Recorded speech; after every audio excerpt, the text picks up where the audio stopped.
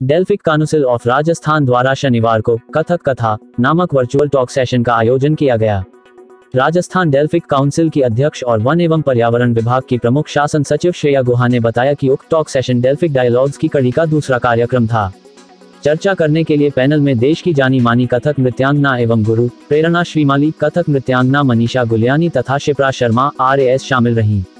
इस दौरान इन्होंने कथक क्या है, कथक के घरानों का मतलब, जयपुर घराने की विशेषता, डेल्फिक काउंसिल ऑफ राजस्थान की कथक के प्रचार प्रसार में भूमिका, युवाओं की कथक में अभिरुचि विकसित करने में डेल्फिक डायलॉग्स के अभिनव प्रयोग आदि विभिन्न पहलुओं पर बातचीत की।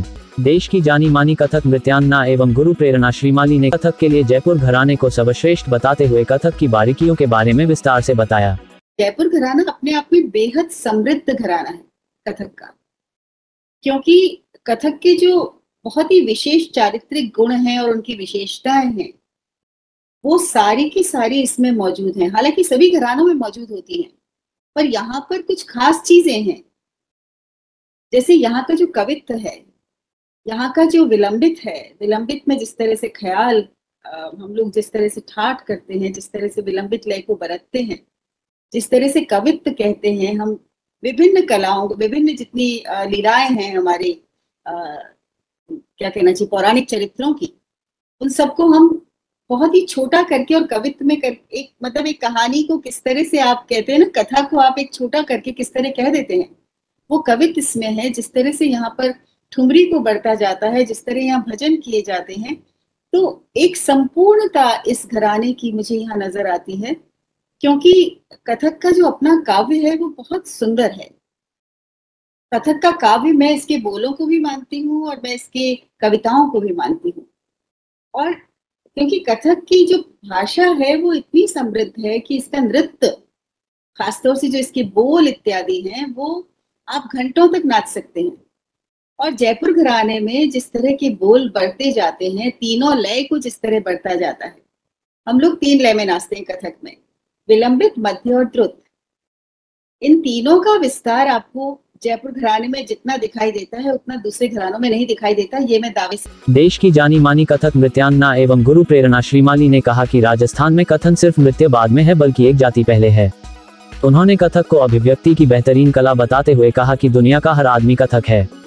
उन्होंने चूरू के सुजानगढ़ का जिक्र करते हुए कहा कि कथक के बड़े बड़े गुरुजन यहाँ से हुए हैं, वहाँ की भूमि ने कथक का पैदा किया है।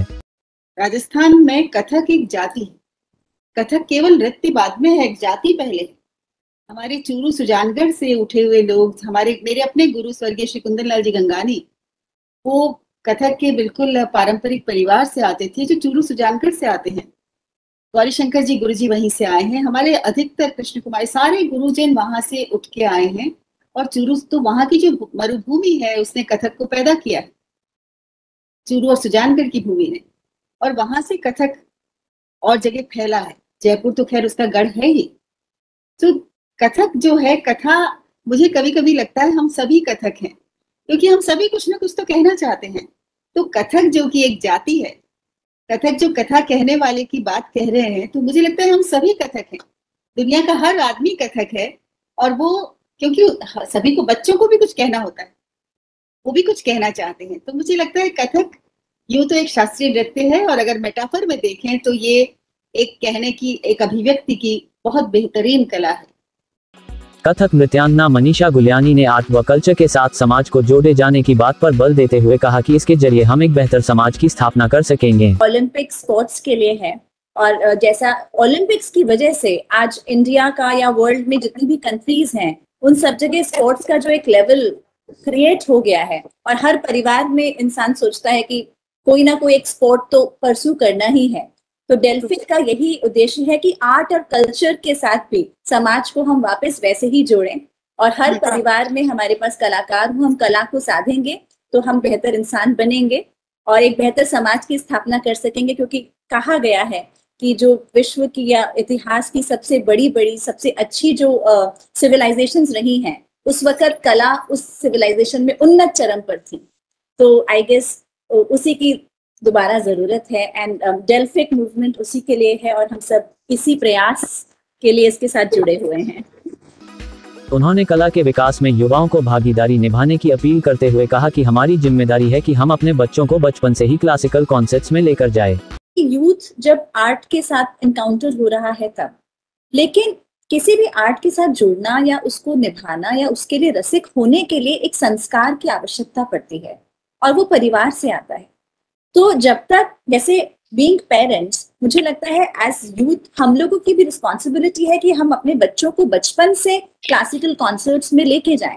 जब हम महीने में 2 मूवीज के लिए जा सकते हैं या 4 मूवीज के लिए जा सकते हैं, तो हमें इस बात को ध्यान में रखना चाहिए कि हम एक एटलीस्ट क्लासिकल म्यूजिक या कॉन्सर्ट या एग्जीबिशन बच्चों को ले जाएं और दिखाएं, क्योंकि ये संस्कार बचपन से आता है और ये धीरे धीरे आपके अंदर घर करता है। इट्स नॉट पॉप कि आपने एक बार देखा, 2 बार देखा और वो आपके अंदर उतर गया। No, it takes time. ये धीरे धीरे आपके अंदर जाता है, गहरा होता है और फिर हमेशा के लिए बस जाता है। इसका असर कभी उतरता नहीं है। तो ये मुझे लगता है कि ये एक सोशल रिस्पॉन्सिबिलिटी है घर की तरफ से, परिवार की तरफ से, कि घर में जो बड़े हैं वो बच्चों को ये संस्कार दें कि आपको ये सब चीजें देखनी है या फॉलो करनी है। जैसे हम उन्हें किताबों के लिए प्रेरित करते हैं कि आप किताबें पढ़ें, ऐसे ही आप ये सब देखें, सुने और इन्हें एडमायर करें, अप्रिशिएट करें। शिप्रा शर्मा, RAS ने कहा कि आर्ट व कल्चर के विकास के लिए जरूरी है कि देश के युवाओं का कल्चर से जुड़ाव बहुत जरूरी है। तो इंटरनेशनल डेल्फिक काउंसिल है, उसका सबसे मूल उद्देश्य यही है कि जो युवा लोग हैं, जो यूथ है किसी भी नेशन की, किसी भी कल्चर की, वो हमारे आर्ट एंड कल्चर से जुड़े। जो अलग अलग जो 6 डिसिप्लिन्स हैं जिसमें आर्ट एंड कल्चर के सभी एरियाज आ जाते हैं, उनके लिए हमारे यूथ को ट्रेन करना, उनकी जो इंटरेस्ट है उसको उसमें बढ़ाना और उनका पार्टिसिपेशन इंश्योर करना। तो ये जो इस तरह की यूथ पार्टिसिपेशन या यूथ की जो एनर्जी है उसको आर्ट एंड कल्चर की तरफ लगाना, जैसे कि स्पोर्ट्स एंड गेम्स में भी है, और जो कि ओलंपिक गेम्स या जो इंटरनेशनल ओलंपिक काउंसिल कर रही है पूरी दुनिया में, वही काम इंटरनेशनल डेल्फिक काउंसिल अपने इन राष्ट्रीय काउंसिल्स और अब जो राज्य स्तर पे जो काउंसिल्स बनी है उनके माध्यम से करने जा रही है। डेल्फिक संगठन पूरी दुनिया में वसुधैव कुटुंबकम की अवधारणा के तहत पूरे विश्व के आर्ट एंड कल्चर को जोड़ने का काम करता है और राजस्थान के सुसंस्कृत कला एवं संस्कृति परिदृश्य को विश्व के सामने प्रस्तुत करने का काम डेल्फिक काउंसिल ऑफ राजस्थान का मूल उद्देश्य है।